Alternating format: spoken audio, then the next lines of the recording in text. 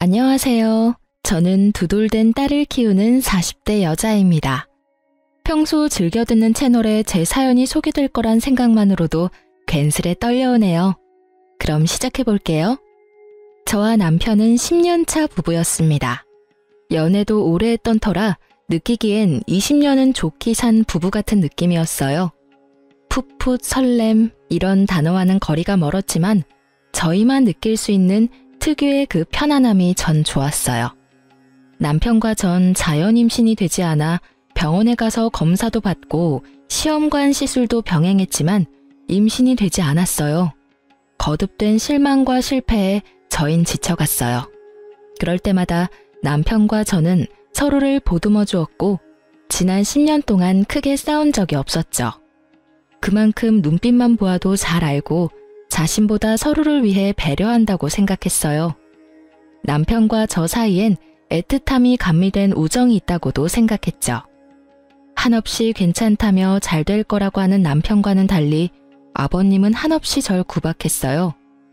친구들 이야기를 들어보면 이런 경우 어머님이 나서서 난리를 부리고 아버님은 한 발 물러서 지켜본다고 하던데 저희 시댁은 정반대였어요.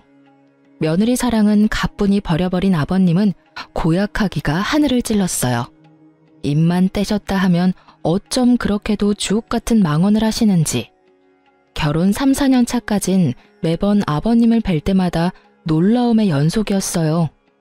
아버님의 한마디에 울고 웃던 전 어느새 결혼 10년 차가 되었고 이젠 아버님의 100마디도 가뿐히 받아치는 며느리가 되었어요. 애도 못 가지는 것이 음식간도 못 맞추는구나. 어느 것 하나 간이 딱 맞는 게 없어. 이걸 먹으라고 만든 게야? 그러게요. 제가 왜 그랬을까요? 진작 이혼시켰어야 했거늘. 내가 심성이 이렇게나 곱다. 너 같은 것도 며느리라고 내치지도 못하고 그 긴 세월을 네 꼴을 보고 살고 있는 걸 보니 말이다. 그러게요. 아버님이 못하시면 저라도 이혼하자고 했어야 했는데 제 심성이 고와서 그 모진 핍박에도 아버님이 부르시면 쪼르르 달려와서 또 이 꼴을 당하고 있네요. 저 고약한 것, 애도 못 가지는 것이 입만 살아서는 네 꼴 보니 밥도 안 넘어간다. 얼른 집으로 가. 아버님, 갈 때 가더라도 제가 차린 밥은 좀 먹고 갈게요. 오늘 아버님 아들도 늦는다고 해서 집에 먹을 것도 없단 말이에요. 애는 못 가지지만 배는 고파요, 저도. 제 입장에선 참다 터져 이제야 할 말을 하는 것이었지만 아버님 입장에선 이런 제가 되바라지다라고 생각하셨죠. 본인이 저에게 어떻게 했는지는 전혀 기억하시는 분이 아니니까요. 이런 상황이 저도 물론 좋을 리 없었어요. 그래서 연락을 피하거나 호출에 응하지 않으니 글쎄 아버님께서 저희 집으로 직접 찾아오시더라고요. 그 뒤에 저희 집에 일어난 일은 말하지 않아도 익히 잘 아시리라 믿어 의심치 않습니다. 아버님이 돌아가시고 난 뒤 집에 돌아온 남편이 화들짝 놀라며 이런 말을 했어요. 뭐야, 집에 도둑 들었어? 집꼴이 왜 이래? 구석구석 헤집으며 어찌나 딴지를 잘 거시는지. 그날 이후 전 아버님의 호출엔 그냥 응하는 것이 100배는 편하다는 결론에 도달하게 되었어요. 그 후 살기 위해 한마디씩 하다 보니 100마디도 받아치는 제가 되었더라고요. 제가 아버님의 말씀을 받아칠 때마다 어머님도 속이 시원하신지 표정이 꽤 밝으셨어요. 그러다 아버님이 역정을 내시며 자리를 뜨시는 날이면 저에게 엄지손가락을 치켜 세워주시곤 했죠. 이렇게 제 편을 들어주시는 어머님이 계셔 저도 참지 않고 할 말은 할 수 있게 된 것 같아요. 참 감사한 일이죠. 하지만 아무리 할 말은 다 하는 저일지라도 상처를 받지 않는 건 아니었어요. 특히 아버님의 말씀에 친정 부모님이 등장하는 날이면 울컥하는 마음에 말보다 눈물이 앞서곤 했어요. 그런 날이면 어김없이 어머님이 나서주셨어요. 내가 이런 말까진 안 하려고 했는데 난 도대체 이해가 안 되는구나. 사돈은 어떻게 너같이 애도 못 가지는 것을 시집 보낼 생각을 했는지. 나 같으면 시집은커녕 집 밖에도 못 나가게 했을 텐데 말이다. 적당히 좀 해요, 제발. 당신은 지겹지도 않아요? 했던 말 또 하고 또 하고. 당신 때문에 들어서려던 애도 떨어지겠어요. 애들 이대로 자식 한번 못 안게 되면 다 당신 탓인 줄 알아요. 그게 왜 내 탓이야? 딴 집 며느리는 셋씩이나 낳고도 또 임신했다고 하던데. 쟤는 병원 가서 시술인가 나발인가도 받으면서도 소식 없는 거 보면 모르긴 몰라도 몸에 문제가 있는 게지. 당신 정말 치매 검사라도 해봐야 하는 거 아니에요? 애들 당신 등살에 매년 검진받고 있는 거 정말 몰라서 그런 말 하는 거면 당장 내일 나랑 병원부터 갑시다. 당신 말대로 모르긴 몰라도 머리에 문제가 있어 보이니까요. 이 할망구가 지금 누구 편을 드는 게야? 당신이 이따위로 구는데 내가 누구 편을 들겠어요? 당연히 며느리 편을 들죠. 꼴에 같은 여자라고 편드는 꼬락서니하고는 혀 좀 그만 차고 할 일이 그렇게 없으면 들어가서 잠이나 자요. 꼴도 보기 싫으니까. 그렇게 아버님을 방으로 보내버린 어머님은 늘 제 손을 꼭 잡아주시며 말씀하셨어요. 아가, 미안하구나. 내가 이렇게 대신 사과할 테니 마음에 너무 담아두지 마라. 저런 말들 마음에 담아둬봤자 너만 병들어. 알겠지? 네, 어머님. 걱정 마세요. 하루 이틀도 아니고 저 괜찮아요. 전 늘 이렇게 대답하곤 어머님을 향해 웃어 보였고요. 그러던 결혼 10주년을 며칠 남기지 않은 어느 날, 저에게 기적이 찾아왔습니다. 축하드립니다. 임신입니다. 네? 정말 임신이에요? 예, 산모님. 그동안 정말 고생 많이 하셨어요. 노산이라 조심 또 조심하셔야 합니다. 이번에도 당연히 아니겠지 하는 마음에 찾은 병원이라서 더 기뻤어요. 진료실에서 어린아이처럼 방방 뛰고 말았죠. 특히 그 산모님이라는 호칭이 어찌나 좋았는지 몰라요. 병원을 나서는데 그야말로 구름 위를 걷는 기분이더라고요. 전 남편보다 먼저 아버님께 전화를 걸었어요. 아버님의 말씀대로 아기도 못 가지던 것이 드디어 임신을 했다는 사실을 제일 먼저 알려드리고 싶었으니까요. 네가 웬일이냐? 먼저 전화를 다 하고. 아버님, 저 지금 병원에서 나오는 길인데 저 임신했대요. 뭐? 그게 사실이야? 네, 노산이라서 조심하라고 하네요. 그거 말곤 저도 아기도 건강하대요. 심장 소리도 들었는데 신기하더라고요. 그래? 우리 아가 고생 많이 했어. 그래서 지금 병원 앞이냐? 아버님은 민망하지도 않으신지 임신 소식에 말투가 180도로 바뀌셨고, 전 그런 아버님의 말투에 웃음이 튀어나오려는 걸 겨우 참으며 답했어요. 네, 택시 타고 가려고 기다리고 있어요. 그럼 조금만 더 기다리거라.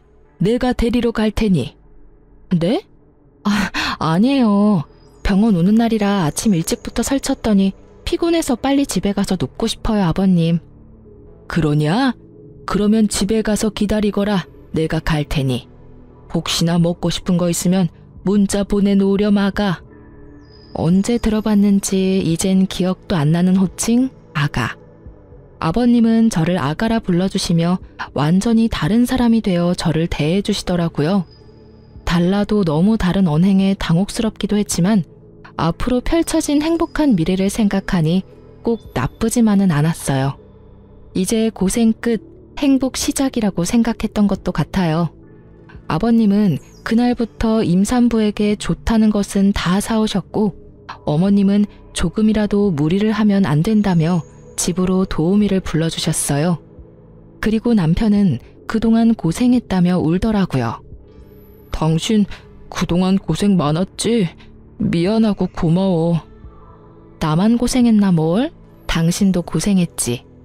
그런데 당신 울어? 눈물이 계속 나네. 어이구, 남자가 울기는. 하긴 그동안 우리 고생한 거 생각하면 남자 여자 상관없이 대성통곡을 하고도 남지 뭐. 여보, 우리 이 아기 세상 밖으로 나올 때까지 잘 지켜주자. 알겠지?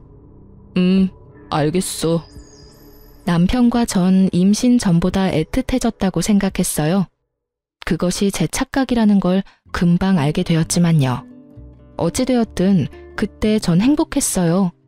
혹시나 하는 마음에 하루하루가 노심초사였지만 그조차도 행복하더라고요. 뱃속의 아기는 잘 자라주었고 남편이 바빠 함께 검진 간 적이 없다는 것만 빼면 남편에게 불만도 없었고 사이도 좋았어요. 무엇보다 아버님이 너무 잘해주시니 그것만으로도 너무 좋았죠. 그렇게 전 결혼 생활 10년을 통틀어 가장 행복한 시간을 보내고 있었어요. 제 행복이 끝나던 날은 뱃속의 아기가 딸이라는 소식을 들은 날이었어요. 전 전화를 기다리고 계실 아버님께 전화를 걸었어요. 아버님, 저예요. 뭐래니? 아들이지? 그치? 그게요, 그게 말이죠. 딸이래요. 뭐? 딸이래요, 아버님. 제 차 딸임을 확인한 아버님은 그냥 전화를 끊어버리셨어요. 섭섭해 하실지는 알았지만 생각보다 과한 반응에 당황스러움이 몰려오며 걱정이 되더군요. 제 우려는 현실이 되었고 아버님의 귀한 대접은 더 이상 없었습니다. 대접은커녕 임신 전보다 더 심해지셨죠. 저도 상황이 그렇게 되니 더는 당하고만 있을 순 없겠더라고요. 제 아기를 지켜야 했으니까요. 너 당장 집에 좀 와서 일 좀 거들거라. 오늘 점심엔 해물탕이 먹고 싶으니 장도 좀 봐서 오고. 저번엔 꽃게가 적어서 영 별로더라. 이번엔 많이 좀 사오너라. 남으면 꽃게찜도 좀 하고. 죄송한데 저 못 가요, 아버님. 무엇이 어째? 저 노산이어서 조심해야 하는 거 아시잖아요. 저번에도 아버님이 부르셔서 갔다가 무리하는 바람에 밤에 배 뭉쳐서 혼났어요, 아버님.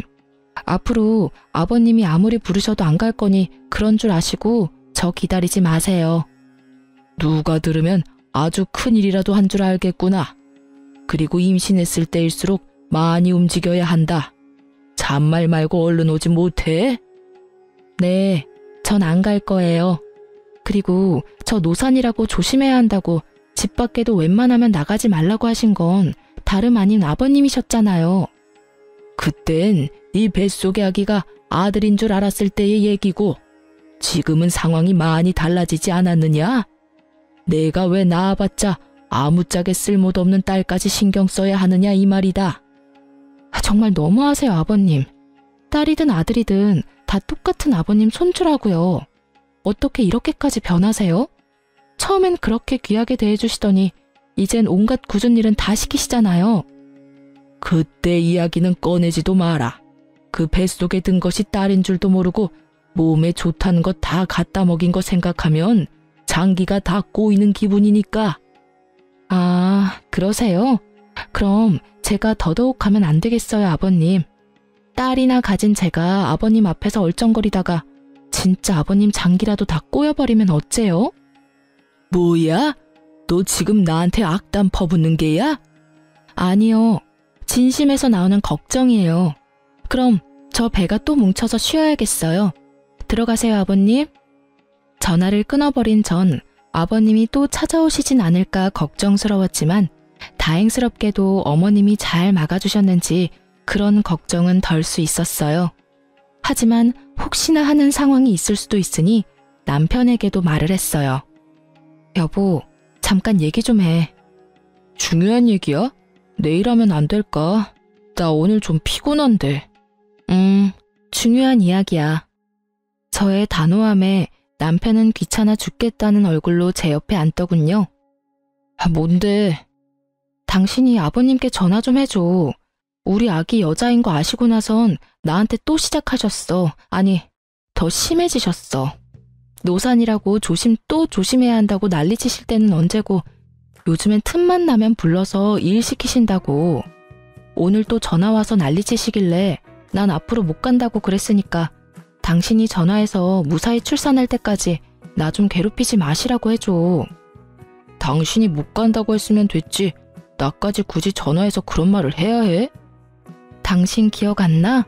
임신하기 전에 내가 아버님이 오라는 거 무시했다가 우리 집에 찾아오셔서 냉장고 안 다 뒤집어 놓으시고 옷장 다 헤집고 심지어 욕실 수건까지 다 꺼내서 다시 빨라고 하셨잖아. 혹시나 이번에 또 찾아오셔서 그러시면 어쩌냐고. 지금은 홀몸도 아닌데. 알겠으니까 그만 좀 해. 나 오늘 진짜 힘들었어. 요즘 계속 야근하는 거 알잖아. 제발 나 좀 쉬자, 어? 그래, 알겠어. 내일 꼭 전화 드려. 남편의 무관심에 가까운 태도가 마음에 들지 않았지만 정말 피곤해서 저러는가 보다 했어요. 하지만 남편의 무관심엔 이유가 다 있었더라고요. 그 이유는 며칠 뒤 퇴근하고 돌아온 남편의 손에 있었어요. 이게 다 뭐야? 내가 묻고 싶다. 이게 다 뭐야? 이 남자 누구냐고. 남편이 건넨 것은 낯선 남자 품에 안겨있는 저의 모습이 찍힌 사진이었습니다. 당황스러웠죠. 아무리 보아도 처음 보는 남자의 품에 아무리 보아도 저인 여자가 안기다시피 기대어 있었으니까요. 나도 몰라. 이 여자는 내가 맞는데 이 남자는 나도 누구인지 몰라. 진짜야. 당신 지금 그걸 말이라고 해? 솔직히 말하라고. 나 진짜 억울해. 당신 나랑 산 세월이 얼만데 날 몰라? 내가 당신 두고 바람필 여자야? 그러니까 설명을 해보라고. 이 남자는 누구인지, 왜 이러고 있는 것인지. 나도 말하고 싶어. 그런데 진짜 아무 생각도 안 나는 걸 어떻게 해? 크게 당황한 저는 아무 생각이 떠오르지 않았어요. 그저 억울하다는 생각밖에 들지 않았어요. 전 손톱을 물어뜯으며 사진 속 상황을 떠올리려 했었고, 그런 저를 보던 남편은 충격적인 말을 꺼냈어요. 당신 솔직하게 말해봐. 뱃속의 아기 내 자식이 맞긴 해? 뭐? 당신 방금 뭐라고 그랬어? 당신 자식이 맞냐니? 그러면 우리 아기인데 당연히 당신 자식이지. 누구 아기겠어? 아니, 상황이 그렇잖아. 갑자기 이런 사진은 회사로 오지를 않나. 당신은 자세한 설명도 없이 억울하기만 하다고 하지. 입장 바꿔 당신이 나라면 의심 안 되겠어?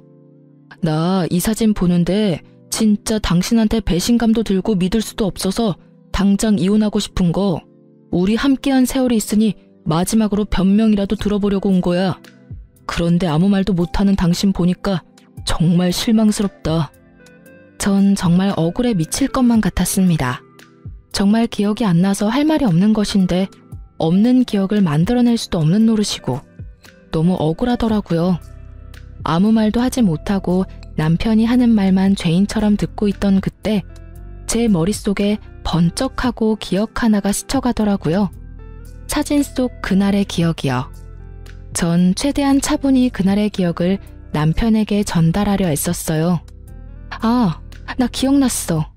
그날 어머님이 편찮으시다는 연락받고 식사라도 챙겨드려야겠다 싶어서 장보고 나오던 길이었는데 그 남자랑 부딪혔어.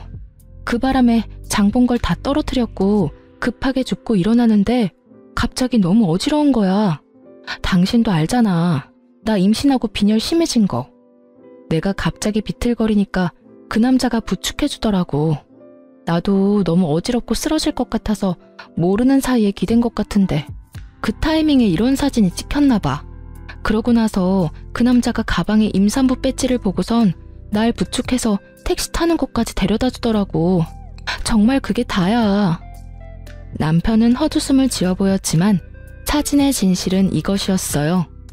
심지어 제가 그 남자에게 기대었다는 것도 사진을 보고 알았을 정도로 찰나의 순간이었고요. 저의 설명에도 남편의 눈빛은 차가웠고 저는 지은 죄도 없는데 괜히 남편의 눈치를 살피고 있었어요. 그 순간 남편의 입에선 단 한 번도 상상할 수 없는 말이 흘러나오더라고요. 우리 이혼하자. 뭐? 이혼? 당신 진심이야? 나 당신 못 믿겠어. 지금 당신이 하는 말 다 거짓말 같고 당신 뱃속에 있는 아기도 의심스러워. 당신 내 성격 알지? 한 번 아니면 끝인 거. 지금이 그래. 이미 당신을 의심하기 시작해버렸고 쉽게 돌릴 수는 없을 것 같아. 여보, 진짜 아니라니까. 내가 어떻게 해주면 믿을래? 그래, 유전자 검사라도 해줘? 그럼 되겠어? 다 오해라잖아. 이런 일로 우리가 이혼한다니 그게 말이나 된다고 생각해? 그 뒤로도 저는 남편을 설득했지만 소용없더라고요. 남편은 확고했고 저의 애원에도 단호하게 뿌리친 남편은 간단한 짐을 챙겨 집을 나가버리더라고요. 믿기지 않는 상황에 눈물도 나지 않았어요. 고작 이런 사진으로 17년 세월이 물거품이 되어버렸다는 사실이 아무리 생각해도 믿기지 않았으니까요. 전 뜬 눈으로 밤을 지새웠고 시부모님의 도움을 구해보고자 시댁으로 향했어요. 대문 앞에 선 저는 크게 심호흡했어요. 어떻게 말을 꺼내야 할지 모르겠더라고요. 숨을 고른 전 벨을 눌렀고 인터폰을 통해 아버님의 목소리가 들려왔어요. 누구세요? 저예요, 아버님. 문 좀 열어주세요. 문은 열리지 않았고 대신 아버님이 나오셨어요. 손에 물이 가득 담긴 대야를 든 아버님이요. 지금 뭐 하시는... 아버님은 대야 가득한 물을 저에게 들이부으셨고 전 그야말로 물에 빠진 생쥐꼴이 되었어요. 갑작스런 물벼락에 깜짝 놀란 제가 소리를 지르니 아버님이 더 큰 소리로 호통을 치더라고요. 여기가 어디라고 찾아와? 네, 다 들었다. 어디 감히 네가 주제도 모르고 바람을 피워? 아버님, 그게 오해예요. 10년을 보셨으면서 모르시겠어요? 난 모른다. 그러니 썩 꺼져. 한 번만 더 찾아오면 물이 아니라 오물을 뿌려버릴 테니 찾아올 생각은 하지도 마라. 저런 배은망덕한 것 같으니라고. 아버님, 아버님, 아버님! 저는 애타게 아버님을 불러보았지만 아버님은 참 냉정히도 들어가 버리시더라고요. 진짜 딴 남자한테 곁눈질이라도 준 적이 있었다면 이렇게 억울하진 않았을 텐데 오해에서 비롯된 상황 때문에 물벼락까지 맞아버리니 말 그대로 미치고 팔짝 뛰겠더라고요. 전 그대로 남편의 회사로 찾아갔고 회사 앞에서 웃으며 나오는 남편과 마주할 수 있었어요. 처참한 몰골의 저와는 달리 밝게 웃는 남편을 보는데 배신감이 확 밀려오더라고요. 쫄딱 젖은 저를 발견한 남편은 밝았던 표정은 온데간데 없어지고 잔뜩 굳은 표정으로 저를 인적 드문 골목으로 데리고 갔어요. 지켜보는 눈이 사라졌다 싶으니 저를 잡았던 손을 신경질적으로 놓고는 말을 꺼냈어요. 당신 제정신이야? 회사 앞에 찾아오면 어떻게 해?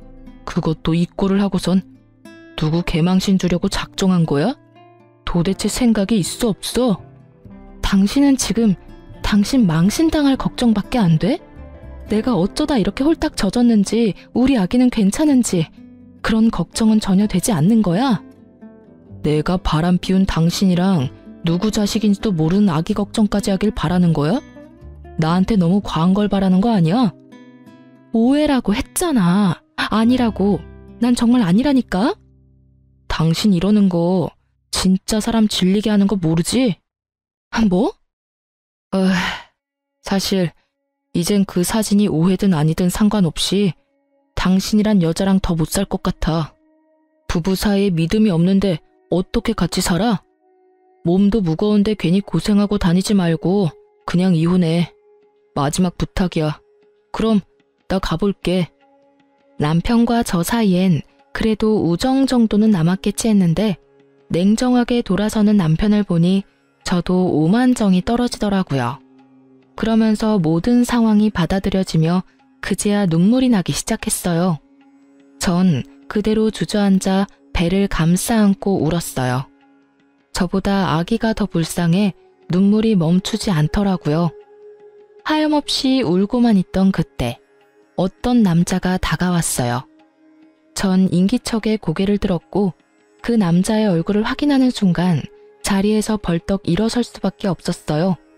그 남자는 바로 사진 속 그 남자였어요. 어? 맞죠? 그때 저 도와주셨던 분 맞으시죠? 네, 맞긴 한데 움직일 수는 있으시죠? 괜찮다면 여기서 먼 곳으로 가서 드릴 말씀이 있는데 괜찮으실까요? 아, 네, 저도 부탁드릴 게 있어요. 가시죠. 저와 그 남자는 택시를 타고 남편의 회사에서 꽤 떨어진 카페에 도착했고 그곳에서 전 충격적인 이야기를 들을 수 있었어요. 정말 죄송합니다. 전 진짜 일이 이렇게까지 될지 모르고 청 부장님이 시키는 대로 했을 뿐인데 정말 죄송합니다. 죄송하다니요? 그리고 성 부장님이라면 저희 남편이요? 네, 그게 부장님께서 사모님 골탕 좀 먹이려고 그런다고 사진 몇 컷만 찍혀주면 된다고 하셔서 그런 짓까지 하게 됐습니다. 기껏 골탕이나 먹이려고 이런 짓까지 해야 하나 싶기도 했지만 부탁만 들어주면 승진은 보장된다는 부장님 말씀에 깊이 생각하지 못하고 사모님께 큰 잘못을 저질렀어요. 정말 죄송합니다. 그러니까 남편이 부탁해서 일부러 저한테 접근하셨단 말씀이세요? 네. 저희 남편이 왜요? 도대체 저희 남편이 왜 저한테 그런 짓까지 하냔 말이에요. 그게...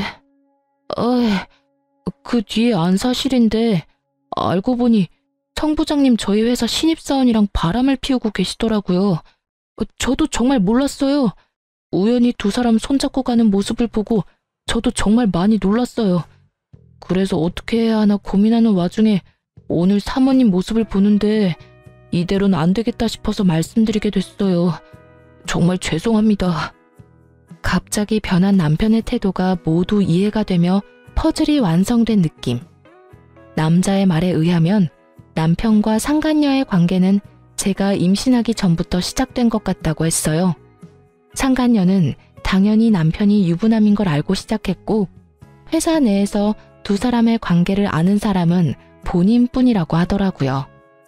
남편과 상간녀는 남자가 아는 줄은 전혀 모르고요. 말을 듣는데 제가 임신 사실을 알렸을 당시 남편이 흘렸던 눈물이 생각나더라고요. 그리고 알게 되었죠. 그 눈물은 기쁨이 아니라 슬픔이라는 사실을요. 아무리 상간녀가 좋아 죽을 것만 같아도 그렇지 어떻게 뱃속에 아기까지 부정하며 저를 모함할 수가 있는지.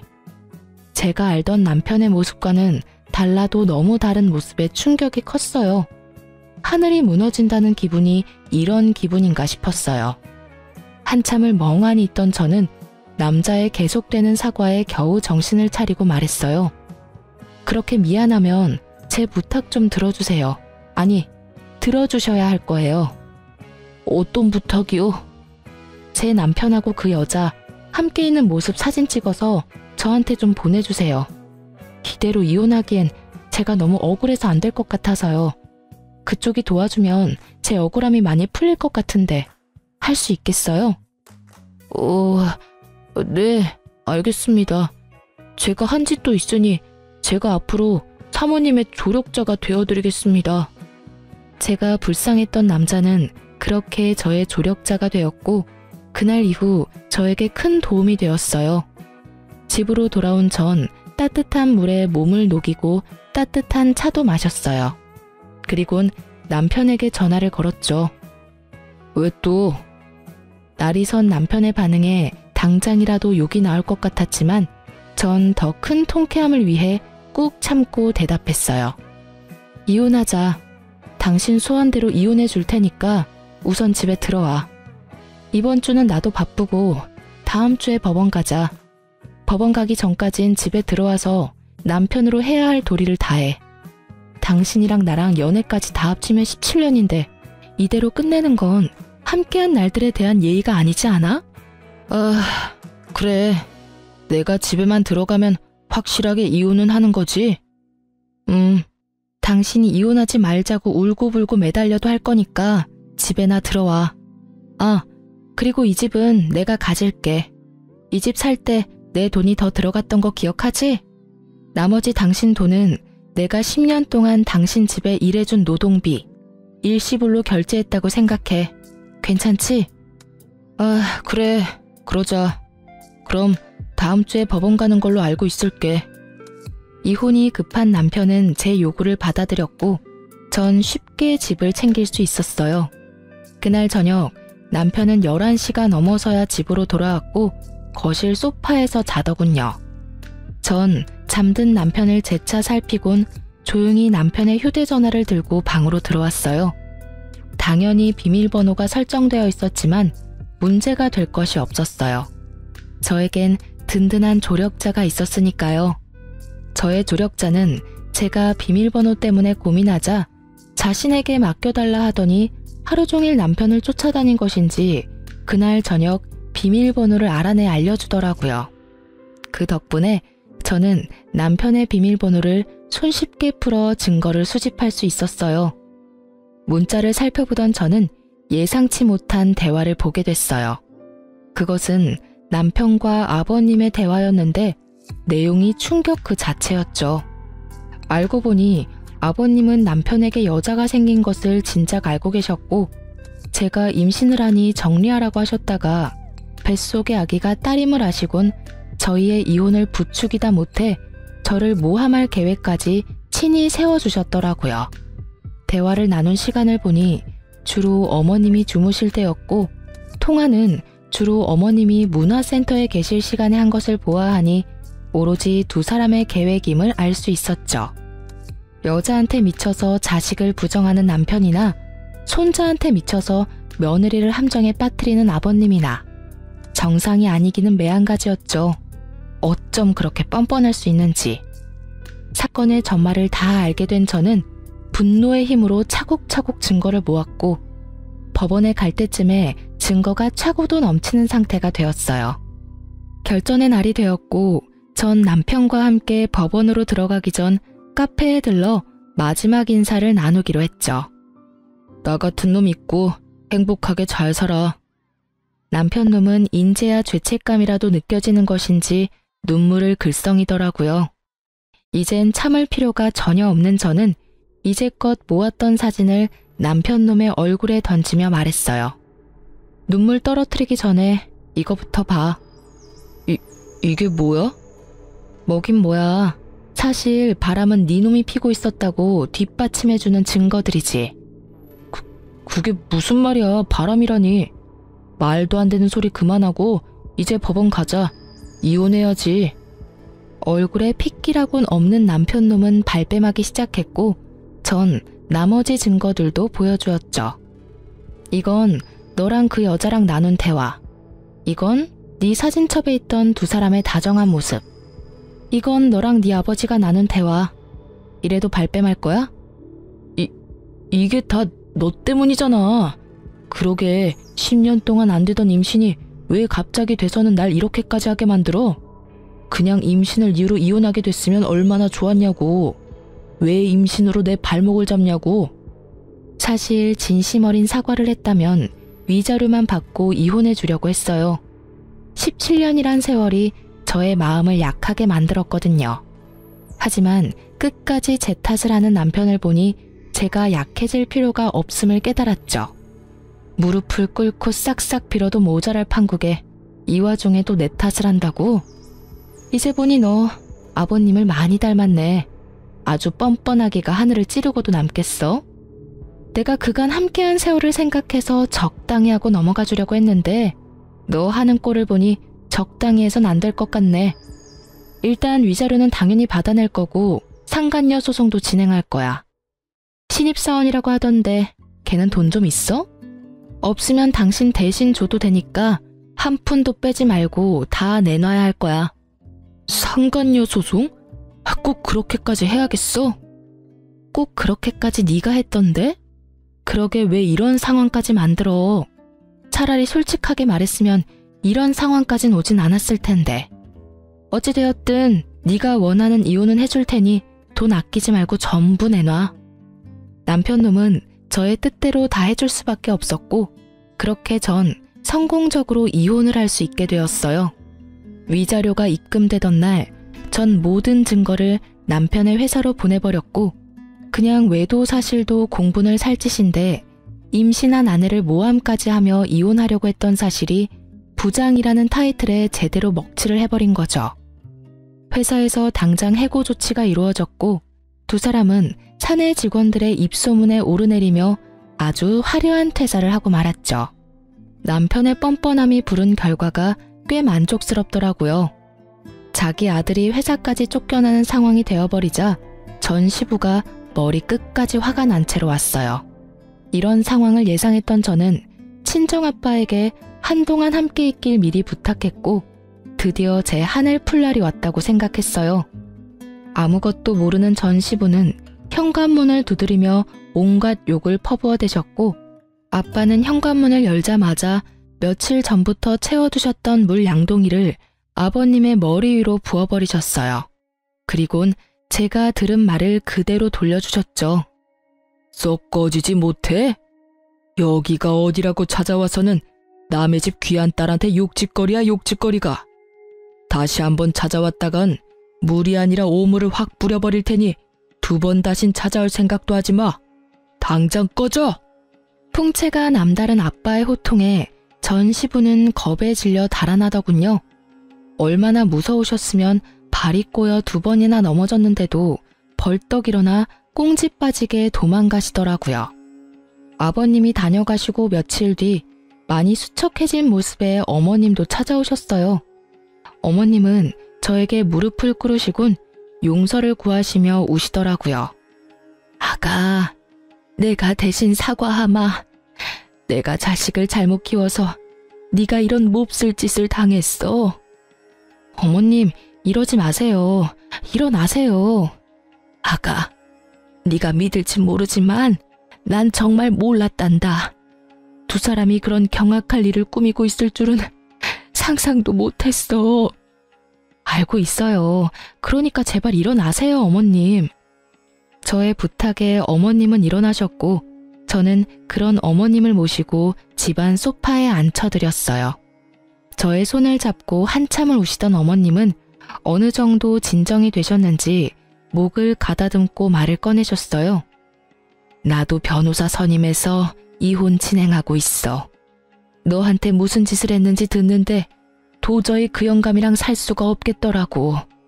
남은 세월이라도 편하게 살아보련다. 실버타운도 다 알아봐 놨어. 이혼이요? 그리고 실버타운이라니 비쌀 텐데 어머님 돈 있으세요? 돈? 돈이야 많지. 네가 몰라서 그러는데 우리 집 재산 대부분이 내 명이란다. 네? 저는 놀랬고 어머님은 웃으셨죠. 알고 보니 어머님의 친정이 갑부였다고 하더라고요. 그래서 지금 시댁 재산은 거의 어머님의 것이고 시부는 어머님의 등골을 파먹으며 그간 사셨다고 했어요. 그러면서 통장 하나를 내미시더라고요. 이거 너 임신했다고 했을 때부터 준비해뒀던 거야. 상가 정리한 돈인데 출산 선물로 주려고 했더니 이렇게 주게 되는구나. 어머님, 이거 금액이 너무 큰데요. 요즘 애 하나 키우는데 드는 돈이 얼만지 아니? 우리 집에 시집 와서 10년 동안 상처받은 마음에 대한 치료비라고 생각하고 받아. 그럼 나는 이만 가보마. 그리고 앞으론 나한테도 연락하지 말거라. 이미 끝난 인연 계속 만나봤자 나쁜 기억밖에 더 나겠니? 행복하게 지내려 마가야. 어머님은 끝까지 저의 편에 서주셨고 어머님은 제가 연락할 수 없게 번호까지 바꿔버리셨어요. 이렇게 다 끝난 것이라 생각했는데 남편과 상간녀가 차례대로 찾아왔어요.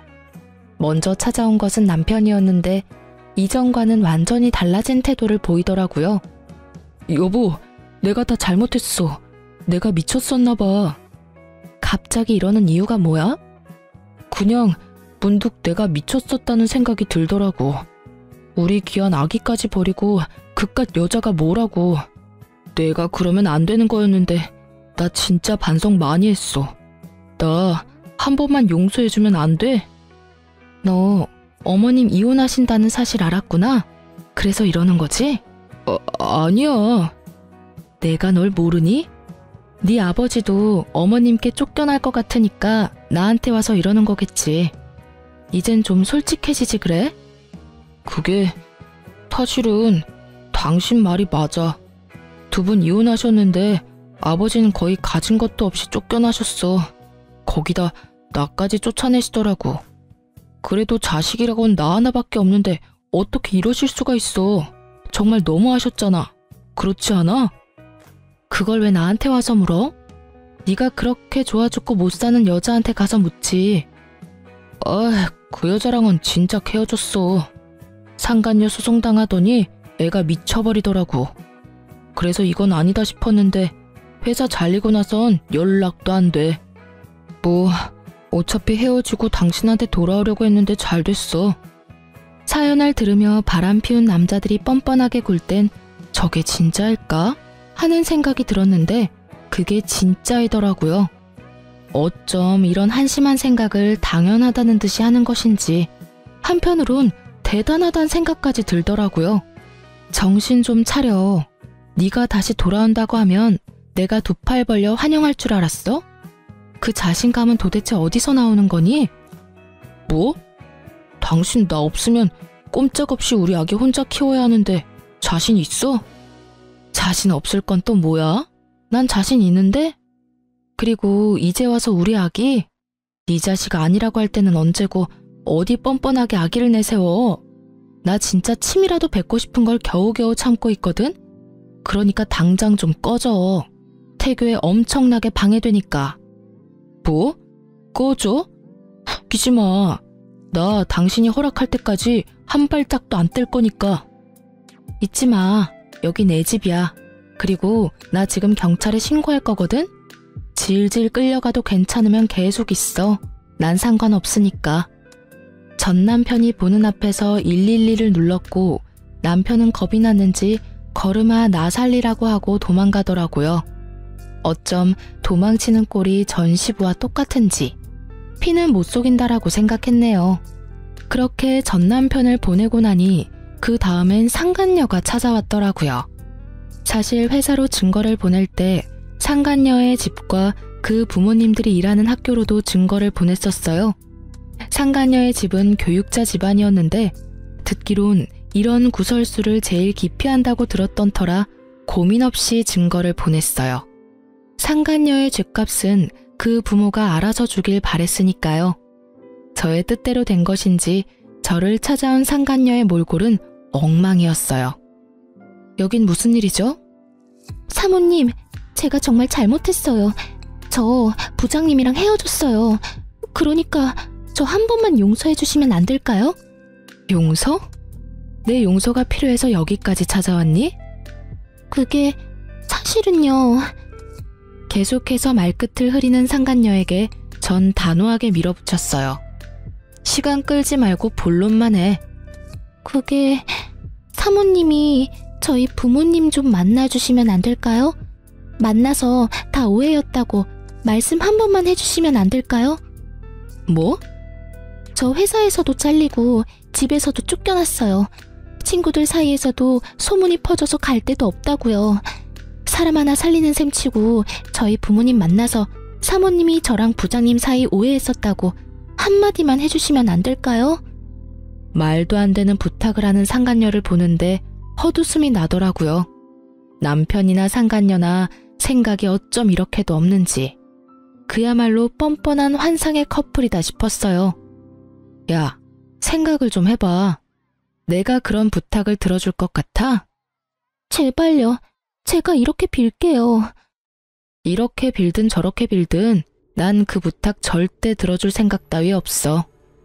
내가 웬만하면 뱃속에 아기도 있고 해서 이 정도 선에서 끝내주려고 했거든?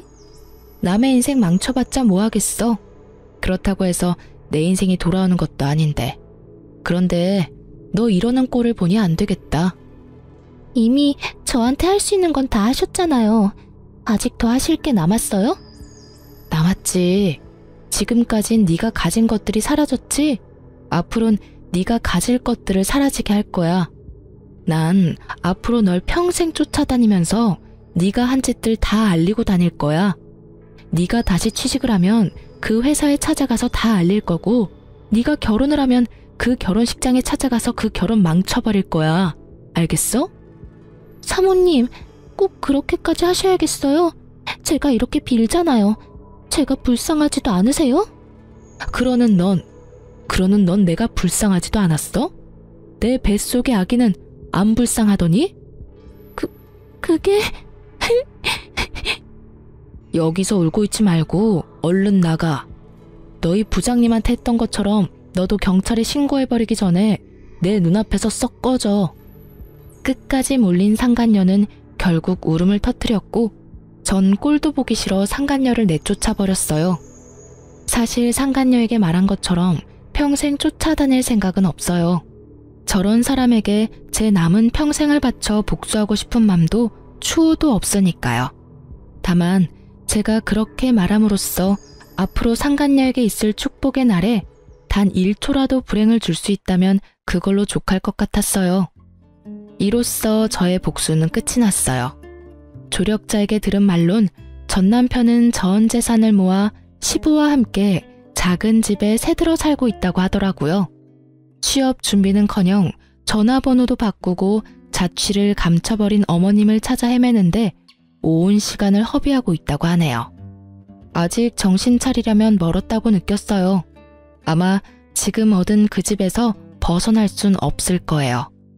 한평생 어머님의 등골만 빼먹은 전 시부와 상간녀의 위자료까지 대신 주느라 통장이 텅텅 비어버린 전 남편. 그 둘이 함께 좁은 집에서 오손도손 살아보라죠 뭐. 전 많은 일을 겪었던 터라 걱정이 많았는데 우려와는 달리 무사히 출산했습니다. 진통만 7시간을 하고 결국 제왕절개를 하게 되었을 땐 좀 억울하기도 했지만 딸을 보는 순간 그 억울함이 눈 녹듯 사라지더라고요. 처음 딸을 안던 그 순간이 아직 기억에 생생하네요. 혼자 애를 낳아 키우겠다는 저를 보며 부모님은 강하게 반대하며 우려를 표하셨지만 요즘은 손녀 바보가 다 되셨어요. 딸이 제 어릴 적 모습과 똑 닮았거든요. 그래서 그런지 그렇지 않아도 사랑스러운 딸이 더 사랑스러워요. 그리고 전 요즘 친정에서 지내고 있어요. 처음엔 몸조리만 하고 나갈 예정이었는데 부모님의 반대로 친정에 눌러앉게 되었어요. 아무리 부모님이라지만 폐를 끼치는 것 같아 고민했는데 요즘 부모님이 딸을 보며 행복해하시는 모습을 보니 괜한 고민이었단 생각이 들어요. 100일의 기적을 기다리던 때가 엊그제 같은데 어느새 제 딸은 2번째 생일을 치렀어요. 저번 주부턴 어린이집도 다니고 있고요. 작은 등에 매달린 큰 가방이 어찌나 귀여운지.